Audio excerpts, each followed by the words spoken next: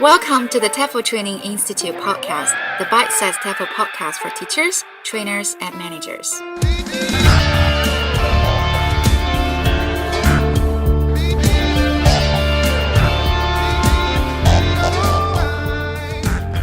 Hi everyone.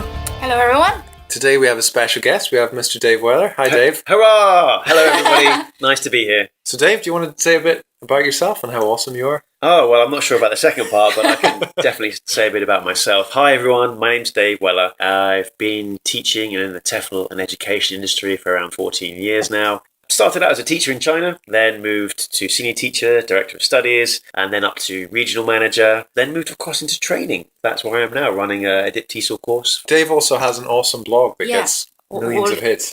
You can find me at www.barefootteflteacher.com, where I often write opinions/rants about what I think is currently should be improved in the TEFL industry as well. So if you like opinionated reading with your coffee in the morning, go there. All right. Can I tell you my story? So, I was a first-year teacher and I read something about how you want in your class your students to speak as much English as possible.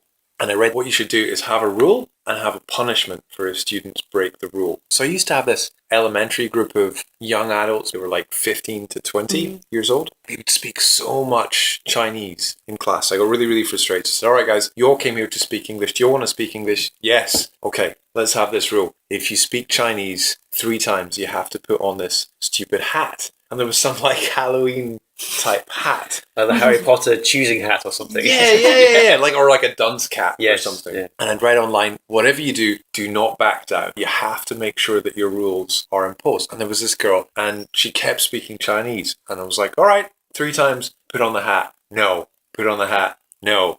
And I'd read, do not back down from your student. That's fine. You're wasting everyone else's time until you put on this hat. Because this is what I'd read online. Whatever you do, do not back down. Otherwise, no one will listen to your rules and everyone will go back to speaking Chinese. And I stood there and the other students started to get annoyed. And eventually, she burst into tears. And it was so awful. And I thought, I'm the worst human being on the planet. Like, I've made one of my students cry. But I felt so frustrated because I'd read this article saying, this is what you have to do if you want to get students to speak lots and lots of English in class. But I was really, really passionate about being a better teacher, and I really, really cared about my students speaking English, which was why I did that. Anyway, I can see why it's wrong now. So today we're going to talk about the difference between theory and practice.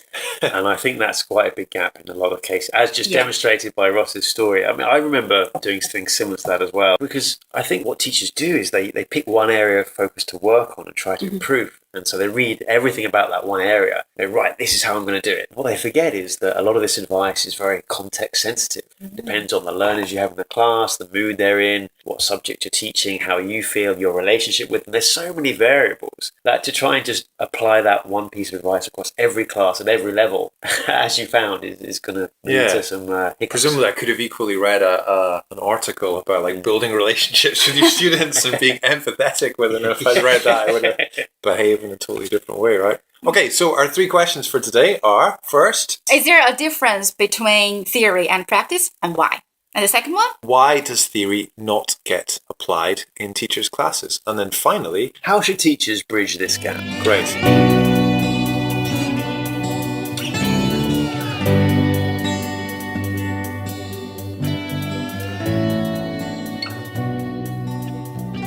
All right, so the first question, what are some of the differences that you guys have seen between current language teaching theory and research says and what you guys actually Okay, learn so- in the classroom? So Dave, Your you're a favourite. visual learner, which is why I took these notes for you.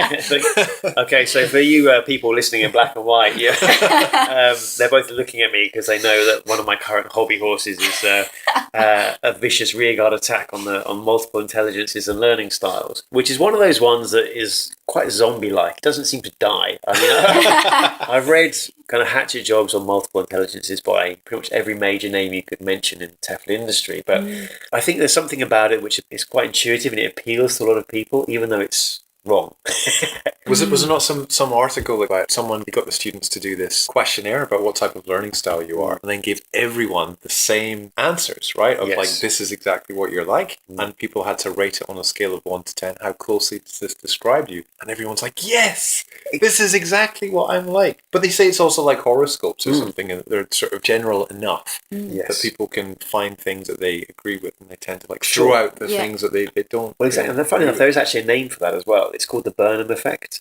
Burnham. It's one of these kind of cognitive biases that we all fall prey to unless you're quite aware of it, which is if you give a person generalized information about themselves, like the horoscope, which is a really good example actually, then they will adapt that to their own personal circumstances. Go, oh wow, that's amazing, that's me. And then they get hit by the second cognitive bias, which is confirmation bias. Right. Because then when it works in class, they go, oh well, of course it worked because I did this. So it's very easy to fall prey to. I've found from hard-won experience that if you try and convince somebody that they're not a visual learner, they'll put up quite a fight to say, oh, well, I really am. Because people maybe can relate to it so much from their own experiences that they confirms their... Well, precisely, yes. There's a lot of confusion, actually, between what a learning style is and between a learning preference. People think that what we're saying is an attack on a learning preference. You know, people prefer to learn by listening to this or prefer to learn by reading and writing. And the metaphor that I like is eating food. So everyone has eating preferences. So you prefer to eat pizza or healthy food or drink beer or whatever.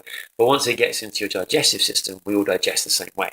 Yeah, right. It's just one word difference, but it seems to make more sense, actually. So, what's the main difference between... Well, it could be anything. So there are so many variables that affect how you learn. So some people learn better in a noisy cafe because they kind of hear it as static around and they can focus. Some people find that it drives them to distraction.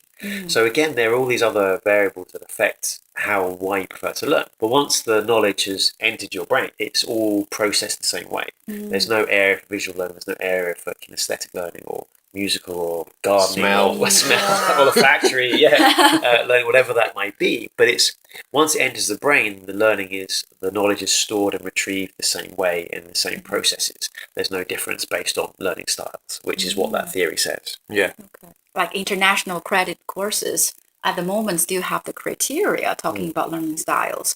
So, it's kind of confusing for me. If I were the teacher taking the really, really good courses, I'm not saying which organization.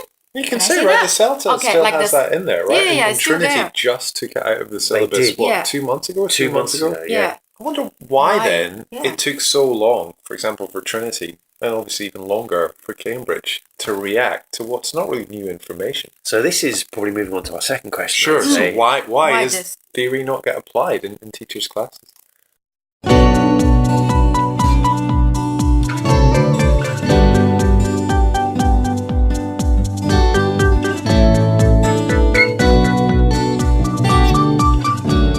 That is a very good question. I think a lot of it isn't to do with the pure knowledge and the science. There's a saying in science that I'm going to paraphrase here, but science advances with every death. And it sounds quite grim because once you're a scientist and you're established and you're accredited and you have tenure at a university, you have a lot of interest in protecting your previous study. If someone comes along and does some research that disproves your entire last 50 years of study, you're not going to feel very good about that. There's a lot of ego involved, ego proven not to be proven wrong. It takes more weight to overturn current theory than it does to establish a new one if it's not been explored. I think that we had there the researchers and their point of view. One other group that I think is important is the institutions that the teachers end up teaching in. There's a good article in Jack Richard's book Beyond Training. And he has these students who've graduated from an MA TESOL course and they go into various teaching institutions in Hong Kong and they have all these beliefs about they want to teach in English and use the communicative approach and everything. And about half of these trainees, because of the institutions they go into, end up abandoning everything that they used to believe in and just go back to being authoritarian, teaching in Cantonese, very little communication in class, because they find that the institution that they work in don't believe in what they do. So there's one teacher who's like, I'm going to get all my students to communicate with each other and talk during class. And they do that, and then they get complaints from the teacher next door. Your classroom's too loud. Maybe this leads us on to our third question then. So sometimes maybe if the research is changing, we've got teachers' beliefs, we've got the institutions that maybe don't support what teachers have learned. How can teachers bridge the gap between what language theory or learning theory or teaching theory or whatever says and what they need to do in their classes?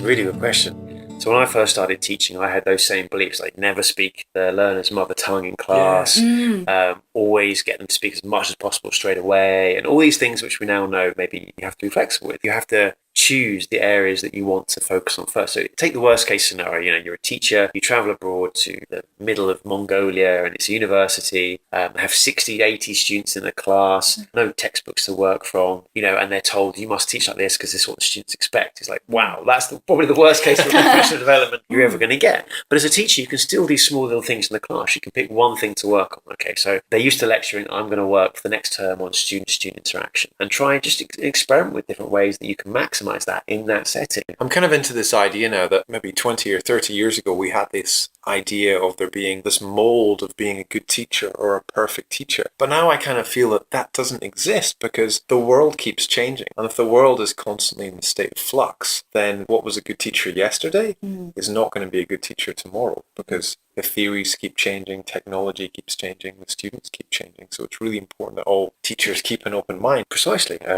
Just to add to that as well, this is why I love mental models. They are the filter through which you see the world and they affect everything and how you interpret every event. So Carol Dweck's growth versus fixed mindset model is absolutely fascinating because just by flicking that switch and just making a choice to change the way you view events and your students and the world will mean you have a much more encouraging and mindset with which to teach students. So instead of believing that, students are idiots, and they just can't get something, well then, you think, well, maybe that's something to do with me. Maybe that's something I need to do to grow to be able to reach them. Yeah. And I think we see this with teachers as well, don't we? On DipTESOL and diploma it's really courses. obvious, like two group of people who has fixed mindset and a growth mindset, and you can see how much they achieve at the end.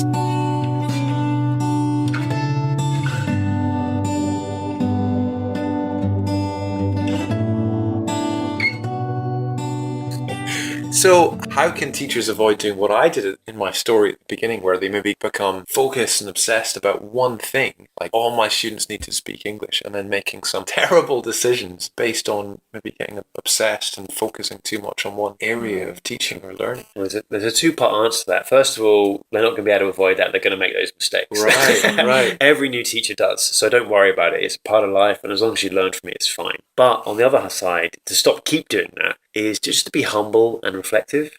Don't think you know everything, and don't take everything you read with as gospel. Just take everything with a pinch of salt, and just adapt it for your own circumstance. And just use the common sense filter. Think what's going to work for your learners in your environment, and just keep trying. And also, you mentioned a lot of resources like good websites, and just try to keep us up to date.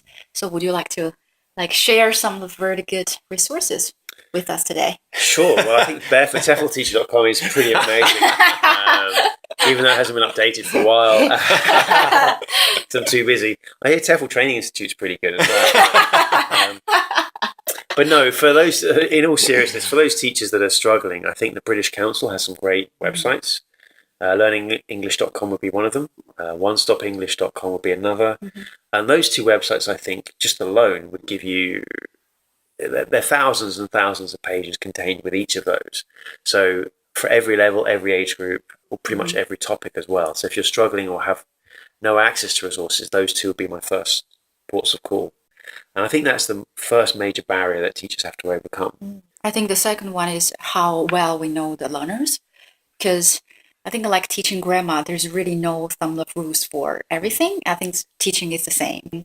Yeah, so I think the teacher definitely should know the learners a bit more, like spending more time to find out what your learner needs. And try to just find the better way to teach the students. For example, task-based learning and total physical response. So I've heard a lot of teachers quote this kind of terms. Oh, I have to use this in my class with this group of learners. But actually, maybe not, because if you have a group of learners, they are so exhausted in your lesson and you still want them to stand up and move around. That won't work. So people need to be flexible and try to find what's going to be the best for this group of people. All right, so thanks very much, Dave, come to our podcast today. You're very welcome, guys. It was a pleasure to be here and speak to two legends in the podcast and TEFL industry. Thank you very much.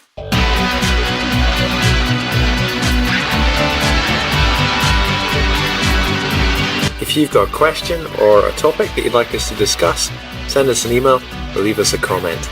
If you'd like to listen to more podcasts, please visit our website www.tefoltraininginstitute.com.